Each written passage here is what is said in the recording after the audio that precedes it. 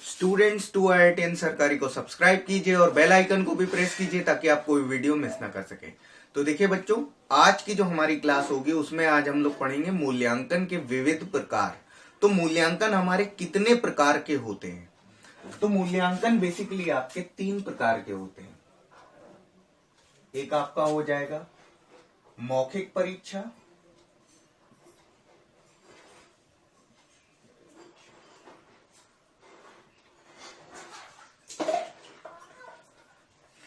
दूसरी आपका होता है लिखित परीक्षा,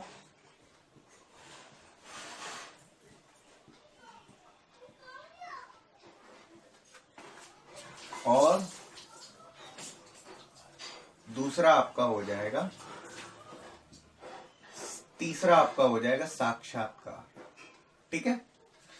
तो जो आपकी जो मौखिक परीक्षा जो होती है, तो मौखिक परीक्षा का जब मूल्यांकन होता है तो क्या होता है, शिक्षक पूरी क्लास से कुछ सवाल पूछता है और बच्चे जब उसका जवाब देते हैं तो ये आपका क्या हो जाएगा, ये आपका मौखिक परीक्षा के थ्रू मूल्यांकन हो जाता है। मतलब शिक्षक आपसे पूछ रहा है और आप उसका जवाब बिना लिखे आप उसका जवाब बोल करके दे रहे हैं, तो ये आपका क्या हो जाएगा, मौखिक परीक्षा हो जाएगी और उसके द्वारा होने वाला जो मूल्यांकन होगा वो क्या होगा, मौखिक परीक्षा से संबंधित आपका मूल्यांकन होगा।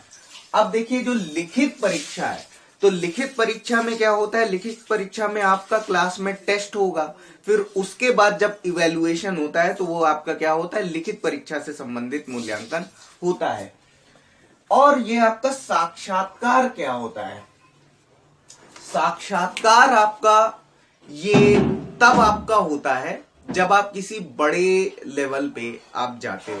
तो देखिए आप किसी वेरियस टाइप के जब आप एग्जाम्स देते हैं तो आपका उसमें क्या होता है, आपका उसमें होता है रिटन। ठीक है। रिटन में भी आपके 2 होते हैं, प्री मेंस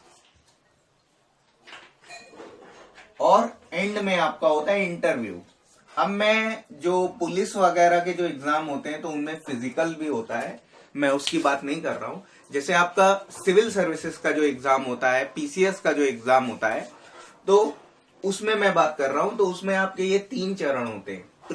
पहला जो होता है वो प्री होता है, दूसरा आपका मेंस होता है और तीसरा आपका क्या होता है, इंटरव्यू होता है। ये जो इंटरव्यू है यही है आपका साक्षात्कार।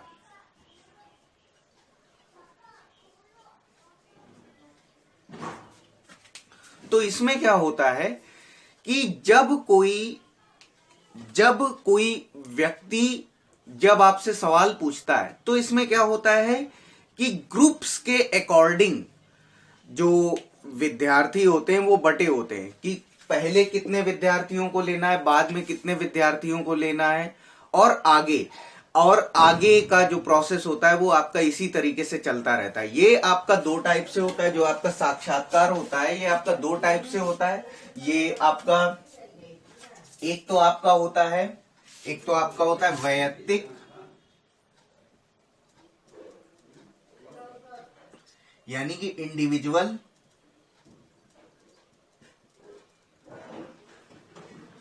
और दूसरा आपका होता है सामूहिक।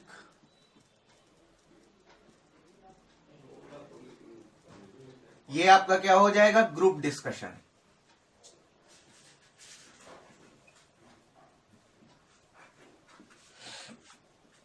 तो इस तरीके से होता है। इसमें क्या होता है कि साक्षात्कार में आपके सामने जब कोई बड़ा पर्सनालिटी वाला व्यक्ति होता है और आपसे कुछ सवाल पूछता है, तो इस तरीके का जब मौखिक आपके सामने होता है, तो जब साक्षात्कार होता है तो आपको पेन एंड पेपर में भी आपसे क्वेश्चन आपसे पूछे जाते हैं। तो साक्षात्कार जब आपके सामने कोई बड़ा पर्सन बैठा होता है और आपसे कुछ सवाल पूछता है तो इसी को हम बोलते हैं साक्षात्कार। ठीक है।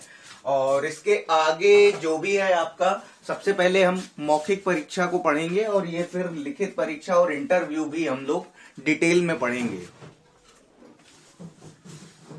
तो देखिए बच्चों, मौखिक परीक्षा के बारे में थोड़ा सा हम लोग पढ़ते हैं। ग्लैडाइट्स ने मौखिक परीक्षा का आरंभ किया। ग्लैडाइट्स बेसिकली एक मनोवैज्ञानिक थे किसी समय, तथा सुकरात ने इसे महत्वपूर्ण स्थान दिया। तो सुकरात ने इसका समर्थन किया और इसे एक महत्वपूर्ण स्थान दिया। यह प्रविधि मुख्यतः वैयक्तिक होती है। ये जो होता है, ये जो प्रोसेस होता है, ये इंडिविजुअल होता है। मतलब शिक्षक और एक व्यक्ति के बीच में ही मौखिक अभिव्यक्ति का आदान प्रदान होता है। मतलब जो मौखिक अभिव्यक्ति जो होती है वो शिक्षक और छात्र के बीच में होती है। ठीक है, ये प्रायः इंडिविजुअल होता है, प्रायः वैयक्तिक होता है, यानी एक व्यक्ति के साथ ही हम कर सकते हैं। इसमें छात्र से मौखिक रूप से प्रश्न करके उसके ज्ञान अभिव्यक्ति की क्षमता एवं आत्मविश्वास को परखा जाता है। इसमें क्या होता है, शिक्षक द्वारा मौखिक रूप से जब प्रश्न किए जाते हैं तो छात्र के ज्ञान अभिव्यक्ति और उसकी क्षमताओं को और उसके आत्मविश्वास को परखा जाता है। ठीक है, तो आइए बच्चों देखते हैं मौखिक परीक्षा के उद्देश्य।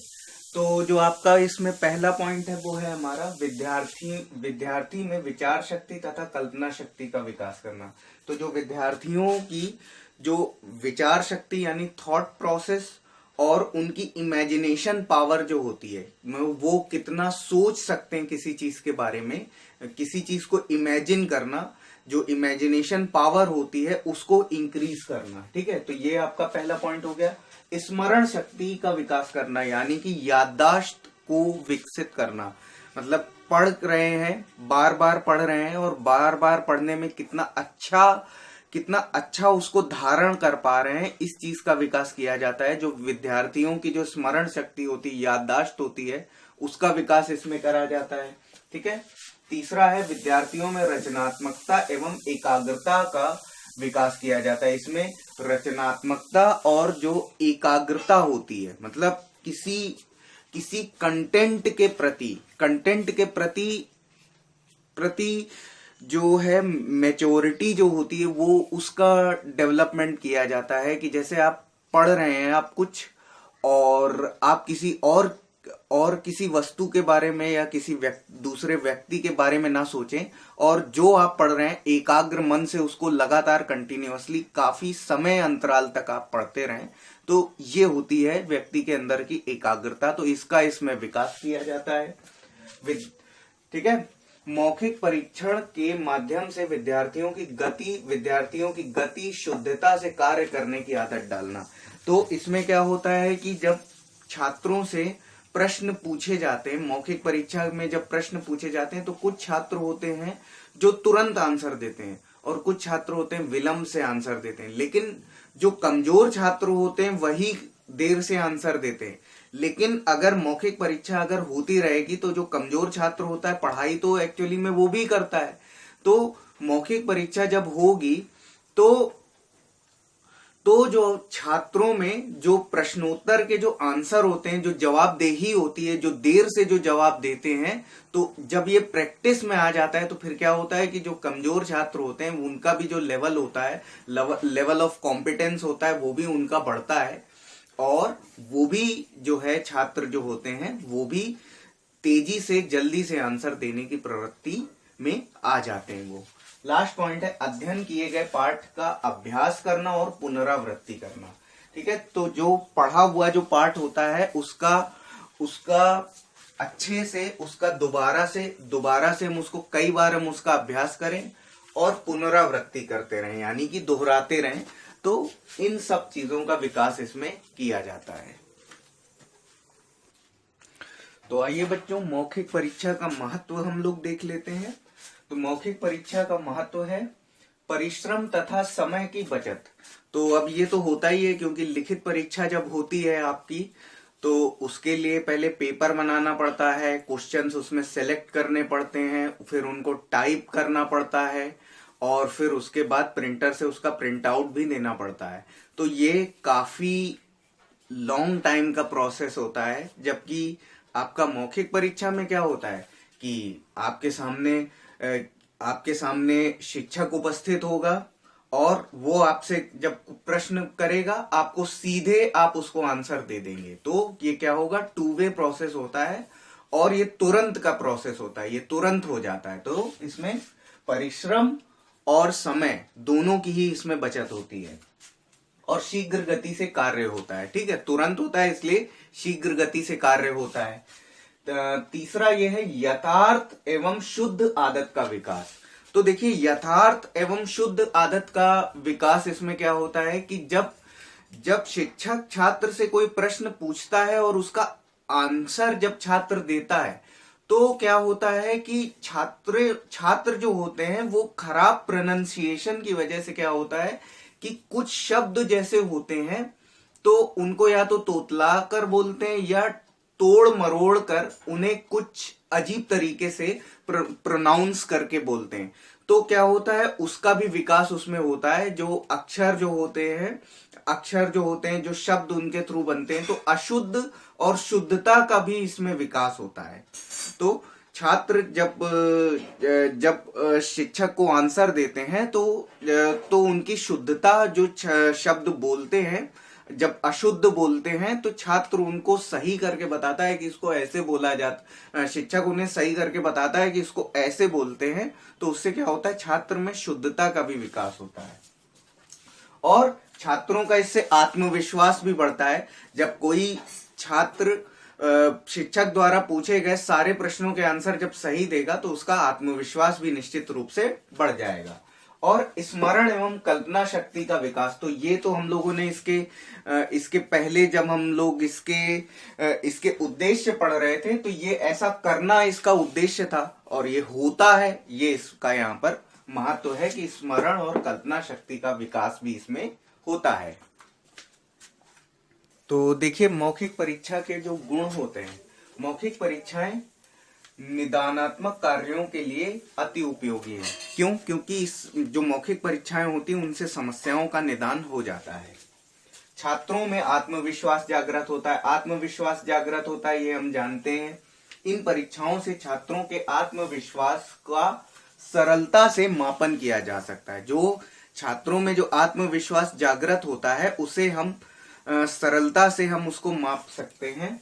नियमित अधिगम प्रक्रिया से मौखिक परीक्षाओं को सरलता पूर्वक प्रयुक्त किया जा सकता है। नियमित अधिगम मतलब रेगुलरली अगर पढ़ाई अगर होती रहेगी तो उसके बाद क्या होगा कि जब आपका एंड टाइम आ जाएगा तो उसमें हम काफी कुछ सीख चुके होंगे इन कंपैरिजन टू, अगर मान लीजिए कि मौखिक परीक्षा अगर ना हो और सीधे क्या हो कि एक बार परीक्षा हो, तो अगर आपका नियमित अगर मौखिक परीक्षा अगर ली जाती रहेगी तो आप डेली का डेली कंटेंट आप अपना प्रिपेयर करते रहेंगे, आप याद करते रहेंगे, तो आपको फाइनली आपको लास्ट टाइम में भी आपको काफी चीजें आपकी याद रहेंगी।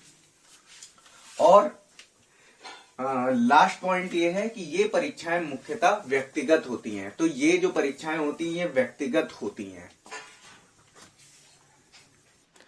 अब देखिए मौखिक परीक्षा के पहले हम लोगों ने गुण पढ़े, अब हम लोग इसके दोष भी देख लेते हैं। इसमें विश्वसनीयता एवं वैधता का अभाव रहता है। तो ये कितना विश्वसनीय है, ये परीक्षा कितनी विश्वसनीय होती है और जो भी उसमें मार्किंग की जाती है उसकी वैधता का अभाव इसमें रहता है। समस्त विषयों एवं समस्त स्तरों पर इसका प्रयोग नहीं किया जा सकता। अब जैसे कुछ विषय होते हैं जैसे कला विषय की परीक्षा आप मौखिक परीक्षा नहीं ले सकते। उसमें क्या करना पड़ेगा, चित्र बनाना पड़ेगा। तो उसमें मौखिक अभिव्यक्ति उसमें संभव नहीं है, तो उसमें क्या करना होगा, चित्र बना करके ही उसमें दिखाना होगा। तो यहां पर इसका प्रयोग नहीं हो सकता है और समस्त स्तरों में भी इसका प्रयोग जो है संभव नहीं होता है। और तीसरा पॉइंट है, इसमें परीक्षा के आधार पर अंतिम व्यापक एवं संपूर्ण मूल्यांकन इसमें संभव नहीं होता है। इस परीक्षा में हर तरीके का मूल्यांकन संभव नहीं हो पाता है। इसमें पक्षपात की भी संभावना रहती है। पक्षपात की संभावना इसलिए रहती है क्योंकि जैसे कुछ टीचर होते हैं उनके प्रिय बच्चे होते हैं तो अपने प्रिय बच्चों को प्रेफरेंस देते हैं, या कुछ और सारे रीजंस हो सकते हैं, पक्षपात के कई सारे कारण हो सकते हैं। और व्यक्तिगत रूप से परीक्षा लेने के कारण समय अधिक लगता है। तो इसमें क्या करते हैं कि व्यक्तिगत रूप से जब परीक्षा ली जाती है तो इसमें जो है एक एक करके बच्चों को बुलाया जाता है, तो उसमें समय काफी खर्च हो जाता है। और इस परीक्षा पर परीक्षक के विचारों का भी प्रभाव पड़ता है। ठीक है, तो देखिए आज की क्लास के लिए इतना ही। All right, fair enough, God bless you all, and this is the end of class.